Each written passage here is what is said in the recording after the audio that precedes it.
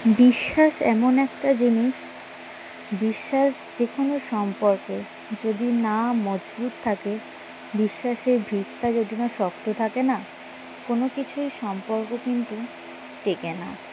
তাই সব সময় বিশ্বাসটা, প্রত্যেকটা সম্পর্কে বিশ্বাসটা কিন্তু মেন। তাই সব জিনিসের প্রতি বিশ্বাসটা রাখা অবশ্যই দরকার।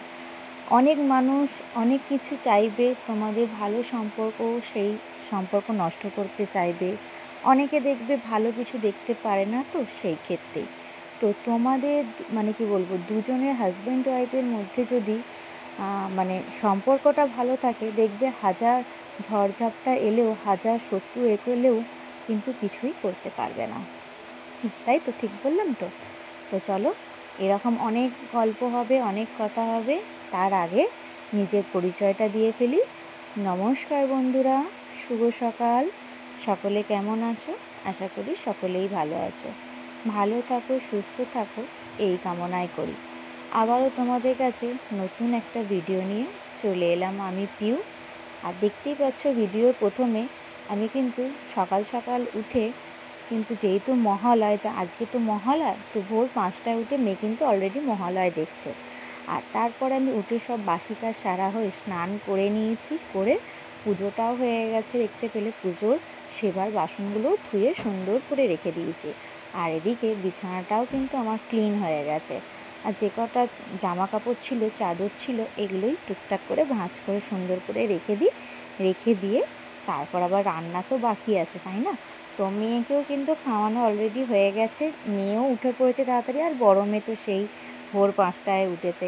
আমরাও আগে ছোটোবেলায় এরকম ছিলাম, জানো, মহালয়ের দিন ভোর ভোর উঠে পড়তাম 4:30, ঠিক আছে, 4টে 4:30 উঠে পড়তাম। ওই যে মহালয় বীরেন্দ্রনাথ যে এটা হয়, ওটা শোনার জন্য খুব আগ্রহ ছিলাম। রেডি হতে হতো। তো তারপরে তো টিভিতে 5টা থেকে হতো, তো আমরাও খুব ছিলাম। মা উঠে তো দেখতাম, মা উঠে সব ভোরবেলা সব কিছু বাসি কাজ সেরে নিত, মায়ের দেখা এটা। তো সেটাই একটু আধটু যেটুকু পারি করেছি। আর দেখতে পেয়েছো রোদ উঠেছে বলে আমি জানলায় এই যে বালিশগুলো দিয়ে নিয়েছি। আর আমার এই জানলাটায় না প্রচুর রোদ পড়ে, আর বালিশগুলো হচ্ছে বেশ গরম হয়ে যায়। আর এই যে দেখতে পেয়েছো চলছে টিভি, আর এদিকে এই যে রান্না বসিয়ে নিয়েছি। ঝটপট করে রান্নাটা করে নিই। আজকে আবার মেয়ের হচ্ছে নাচের যে কয়েকদিন প্রোগ্রাম চলছিল, সেটাই হচ্ছে ওদের চ্যানেলেতে দেখানো হবে। সেটার জন্যই ঝটপট করে কাজ সেরে নিচ্ছি, নিয়ে একটুখানি টিভির কাছে বসবো, ঠিক আছে? আর এই যে দেখেছো, এটা হোক উচ্ছেটা। আর আজকে সেরকম কিছু করবো না, আজকে নিরামিষই রান্না হয়েছে। তোমরা আশা করি তো শর্ট ভিডিও দেখে নিয়েছো। মহালয় বলে আজকে আঁশটা করলাম না। আর আজকে তো উচ্ছে আলু বড়ি দিয়ে তরকারি হয়েছে, আর ঝিঙে আলু দিয়ে একটা ঝোল মতো হয়েছে। তারপরে হচ্ছে একেবারে খাওয়া দাওয়াটাও করে নিয়েছিলাম, করে আর একেবারে এই যে বাসনগুলো অনেক পড়েছিল, একেবারে ধুয়ে নিই। কারণ অনেকগুলোই বাসন পড়েছিল, টিভির কাছে ওই যে বসে পড়েছিলাম না, তারপরেই অনেকগুলো বাসন জমা হয়ে গেছে। তাই ভাবলাম একেবারে খাওয়া দাওয়া করেই বাসনগুলো মাজবো। তো খাওয়া দাওয়া করেই বাসন মাজতে চলে এসেছিলাম। আর মেয়ে তো একটুখানি জানোই, ক্যামেরা আমার ম্যান হচ্ছে আমার মেয়ে, সেই জন্য একটুখানি ক্যামেরা করে দিচ্ছে।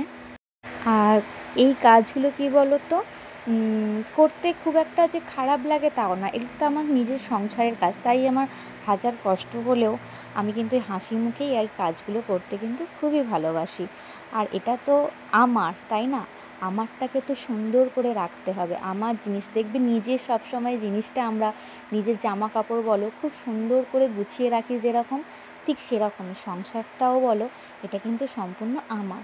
তাই সুন্দর করে সব কিছু পরিপাটি করে রাখাটা আমারও অধিকার। তো সেই কারণে সব কিছু সুন্দর করে রেখে দিলাম। আর দেখতে পেয়েছো অনেক বাসন পড়া ছিল, সব ক্লিন হয়ে গেছে। আর হচ্ছে টুকটাক কিছু ঘরের কাজ আছে, সেগুলোই করে নেব। আর আমাদের দেখেছো এই দিকটা জল কমেছে বলে একটুখানি রাস্তাটা, ওই জন্যই এখানটাতে এসে বাসনটা মাজতে পারছি, না হলে তো বাসন ধুতে আসার কোনো উপায় থাকে না। তবু আমাদের ওই যে গুলির রাস্তাটা অল্প একটু জলে ডুবে আছে, কারণ কলগুলো থাকে না, কলের জলের জন্য। তো চলো, বাসন তো আমার কমপ্লিট, ঘরের দিকে যাই। তো আর এই যে ঘরে এসে কাঁচে যেহেতু ধুলো পড়েছে, তো কাঁচটাকে পরিষ্কার করতে চলে এলাম। আর একটা কি সত্যি কথা বলো তো, আমার বাড়িটাকে আমি নিজের মন্দির মনে করি। মন্দির যেমন আমরা সবসময় সুন্দর গুছিয়ে পরিষ্কার পরিচ্ছন্ন করে রাখি, ঠিক আমি আমার ঘরটাকেও সুন্দর করে পরিষ্কার পরিচ্ছন্ন করে রাখতে ভালোবাসি, কারণ ঘরটাও তো আমার মন্দির, তাই না? ঠিক সেই রকমই হচ্ছে, আমি গুছিয়ে রাখতে খুব পছন্দ করি সব কিছু পরিষ্কার পরিচ্ছন্নভাবে। তো আজকের ভিডিওটা তোমাদের কিন্তু কেমন লাগলো অবশ্যই কিন্তু কমেন্ট করে জানিও। আর আমার এই ছোট্ট ভিডিওটা তোমাদের যাদের নতুন গিয়ে পৌঁছবে, যাদের কাছে যদি দেখে ভালো লেগে থাকে, একটা লাইক আর একটা কমেন্ট দিয়ে পাশে থেকো, কেমন? আমিও তোমাদের পাশে থাকবো, আর এইভাবে যেন আমি এগিয়ে যেতে পারি, তোমরাও আমার পাশে থেকো, আর আমিও যেন তোমাদের পাশে থাকতে পারি, এইটুকু যেন কামনা করো, ঠিক আছে? তো আজকের ভিডিওটা কিন্তু অবশ্যই কিন্তু কমেন্ট করতে ভুলো না। একটা ভিডিওর পিছনে প্রচুর পরিশ্রম করতে হয়। যারা তোমরা ব্লগ করো, এডিটিং করো, তা তোমরাই জানো যে একটা ভিডিওর পেছনে কতটা পরিশ্রম করতে হয়, ঠিক আছে? আজকের ভিডিওটা এটুকুই ছিল। কেমন লাগলো কমেন্ট করে জানিও। আবার তোমাদের সাথে কাল আবার দেখা হবে। আজকের মতো টাটা, ভালো থেকো, সুস্থ থেকো। আগামীকালে আবার নতুন ভিডিও নিয়ে তোমাদের সাথে দেখা হচ্ছে, ঠিক আছে? তো টাটা, বাই বাই, ভালো থেকো।